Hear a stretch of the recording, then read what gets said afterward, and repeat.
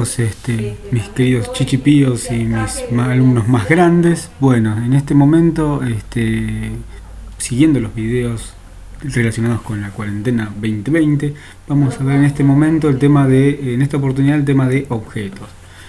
Para eso armé esta agenda donde vamos a ver primero qué es un objeto, después la diferencia que hay entre una clase y un objeto.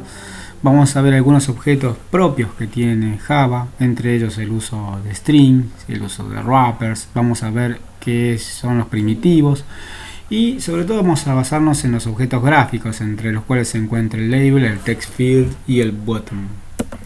Bueno, en primera instancia vamos a ver qué es un objeto. Los objetos básicamente son las cosas que nosotros manejamos diariamente. Yo cuando doy ejemplos digo que nosotros, por ejemplo, usamos un televisor. El televisor tiene dos cosas: atributos y acciones. Los atributos son las características propias. Por ejemplo, tiene características físicas como el alto, el ancho, el espesor, que no los puedo modificar, pero tiene otros atributos como el brillo, el canal. Y bueno, eso se puede modificar a través del control remoto, donde yo con el control remoto cambio de canal, cambio el brillo, subo el brillo, bajo el volumen, subo el volumen. Entonces, en esta representación que tenemos acá, que se llama gráfico de Dona, podemos ver que los atributos son privados. O sea, acá tenemos el nombre y la dirección, que son privados, y las acciones o los métodos, que son públicos. O sea, yo accedo a los métodos, accedo a los atributos a través de los métodos. Entonces, por ejemplo, acá el tema de estos son los getter y setter, que son famosísimos a nivel de los objetos. El set es para asignar un valor al atributo y el getter es para tomar un valor del atributo. Y bueno, acá se pueden ver tres objetos diferentes. Vamos a ver que los tres objetos tienen la misma característica, o sea, tienen los mismos atributos y los mismos métodos. Lo que cambia es el valor que tiene internamente. A este valor nosotros le llamamos estado. O sea, estos tres objetos tienen tres estados diferentes. Pero los tres objetos responden a la misma estructura. A esta estructura nosotros la llamamos clase. O como hay muchos libros que lo explican como blueprint. O sea, esta clase es lo que me define, por ejemplo, en este caso, una clase de persona que tiene nombre, fecha de nacimiento, dirección y teléfono. Estos tres atributos es lo que me crean objetos como se vieron en la pantalla anterior. O sea, yo de una clase puedo hacer muchos objetos. Yo lo relaciono con el burbujero, donde el mismo burbujero puede sacar muchas burbujas. O el plano de una casa, que del plano de una casa se pueden hacer muchas casas. Presente. Bueno, entonces, así que esa es la característica, la diferencia entre una clase y un objeto. La clase es el blueprint, o sea, es el plano de la casa, es el burbujero, y los objetos son todos los objetos que están relacionados. Si tomamos, por ejemplo, otro ejemplo, tenemos el ejemplo de la ventana del Windows. La ventana del Windows tiene una posición, un valor de X, un valor de Y, y tiene un alto y un ancho. Entonces, si yo lo desplazo, esa sería la acción, desplazarlo. Lo que hago es modificar los atributos internos de valor de X y el valor de Y. Después, si yo lo estiro hacia arriba o hacia los costados, lo que voy a estar es modificando el alto y el ancho. Bueno, son otros ejemplos que tenemos acá. Una de las cosas, o sea, los objetos tienen cuatro características. Una es la que vimos hace un rato, que es el encapsulamiento, donde los atributos son privados. La abstracción, en donde a mí no me importa con cómo están hechos esos objetos. Y la otra es la herencia. La herencia es que a nivel de clases tengo hijos que tienen todo lo que tiene el padre, más algunas características específicas, ¿sí? Si yo tuviera que pensar acá en atributos que tiene el vehículo, y por ahí pensaría un nombre, cantidad de ruedas, posiblemente. El vehículo terrestre va a tener algunas características propias. El vehículo aéreo va a tener alas que no tiene. Entonces debería pensar bien cómo hacer esto para que los atributos que estén en vehículos sean, dije cantidad de ruedas porque el vehículo aéreo también tiene cantidad de ruedas, pero el vehículo terrestre no tiene alas, por ejemplo.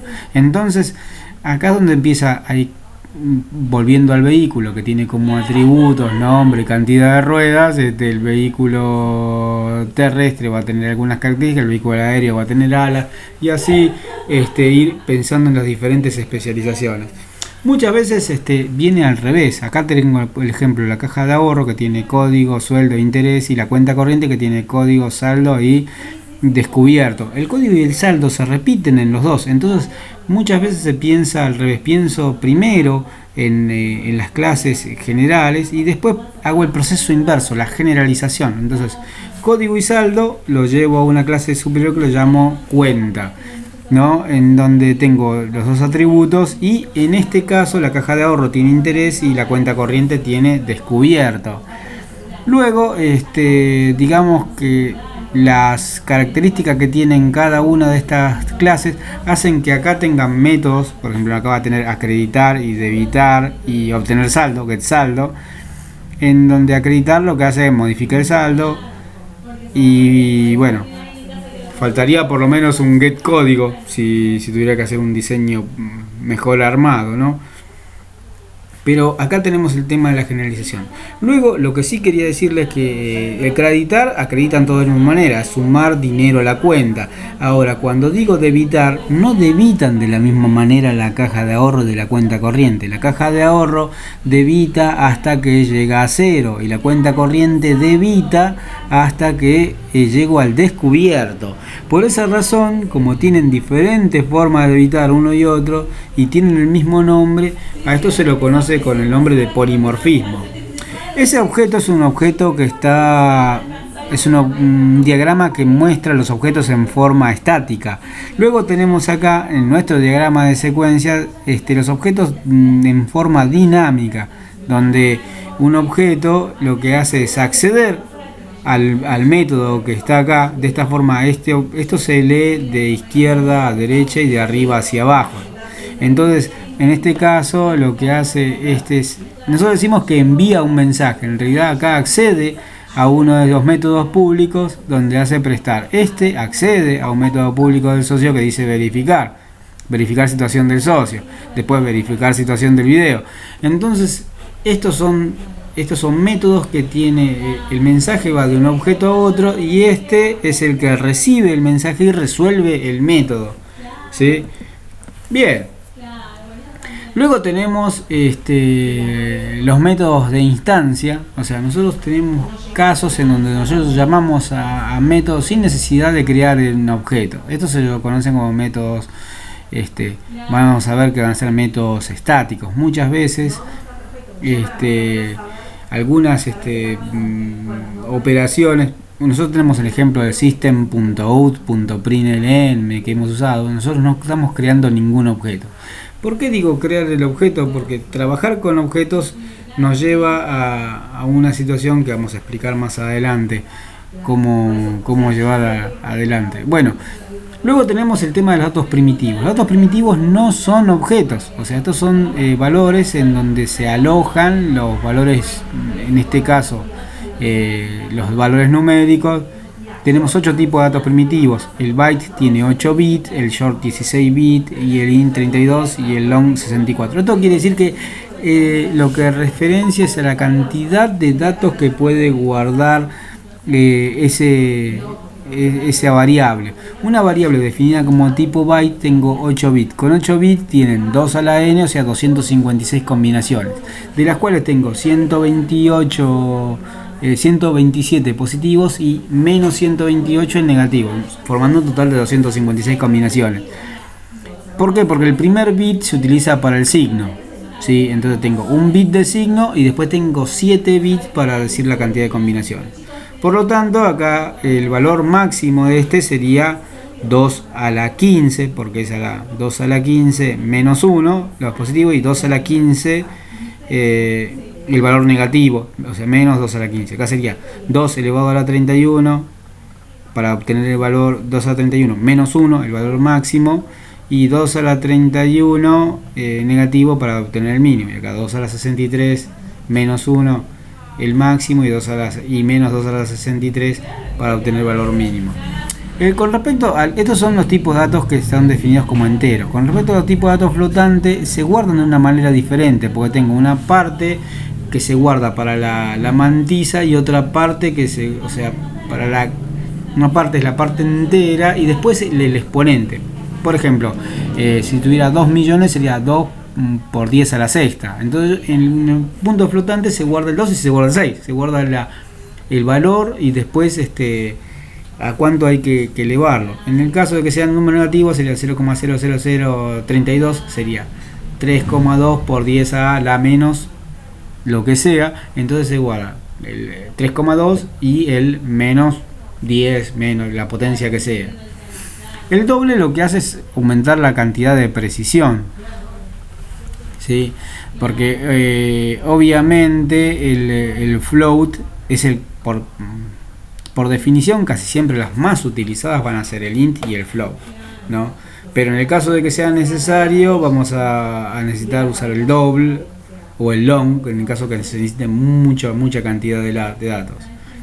Con respecto a los caracteres, el char guarda un solo carácter, o sea, la A, la B, la C, el signo de pregunta, etcétera, etcétera. Y el booleano dice que no aplica porque guarda un bit, es un 1 para decir que es verdadero y un 0 para decir que es falso. Pero los valores que guardan los booleanos es verdadero y falso. Esos son los valores primitivos. ¿Qué pasa? Por cada valor primitivo existe un wrapper. ¿Qué es un wrapper? Es una clase, o sea, existe un valor primitivo y existe una clase.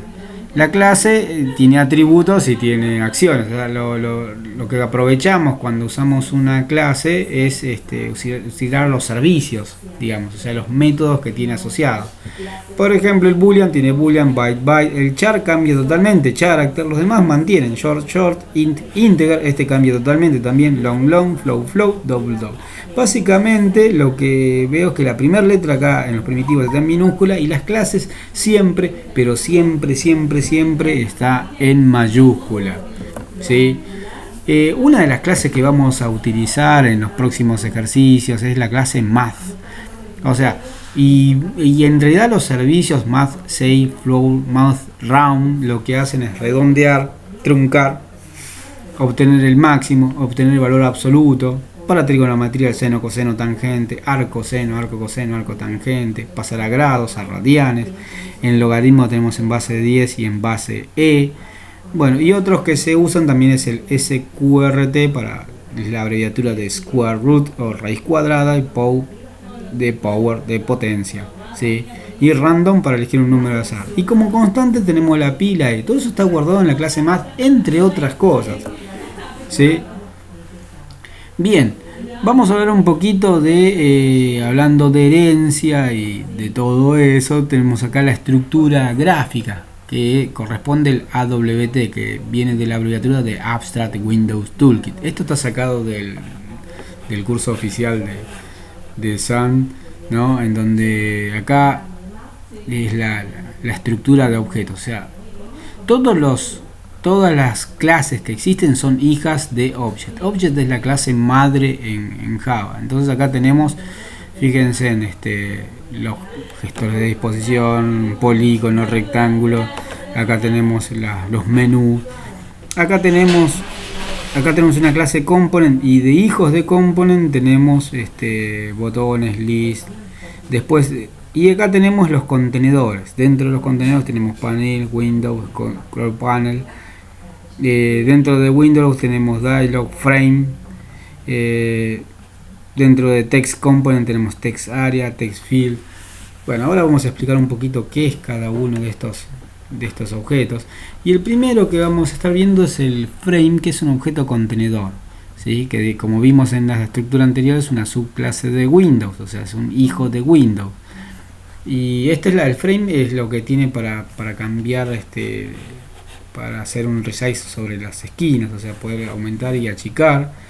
Tiene un gestor de disposición border layout. Vamos a hablar un poquito que tanto los frames como los paneles, que son objetos de tipo contenedores, permiten administrar lo que habla de un gestor de disposición. ¿Qué es un gestor de disposición?